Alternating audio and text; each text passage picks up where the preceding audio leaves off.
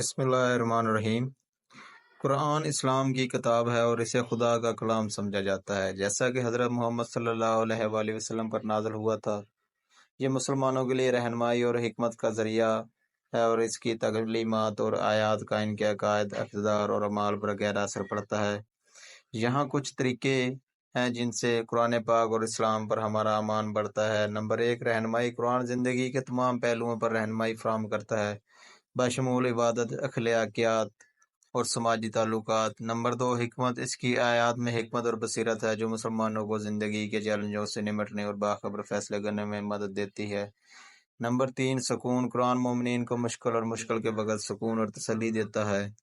Number 4، احلام۔ اس کی زبان اور انداز کو خوبصورت اور متاثر کن سمجھا جاتا ہے جو کہ مسلمانوں کو اس کے معنی پر غور کرنے کی ترغیب دیتا ہے۔ نمبر 5، روحانی نشوما۔ قرآن کی تلاوت اور مطالعے کو روحانی ترقی اور تزکیے کا نفس کا ذریعہ سمجھا جاتا ہے۔ اللہ سے تعلق۔ قرآن اللہ اور اس کے مخلوق کے درمیان ایک براہ راست رابطے کے طور پر کام کرتا ہے۔ مسلمانوں کو اس کی وحی کے ذریعے اپنے رب سے جڑنے کی اجازت دیتا ہے۔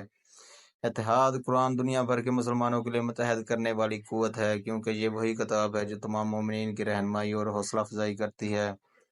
اخلاقی رہنمائی۔ قرآن اخلاقی اقدار اور اصول سکھاتا ہے، جیسے انصاف، ہمدردی اور ایمانداری۔ عکاسی۔ اس کی آیات غور و فکر اور خود شناسی کی حوصلہ افزائی کرتی ہیں، مسلمانوں کو ان کے اعمال اور ارادوں کا جائزہ لینے میں مدد کرتی ہیں۔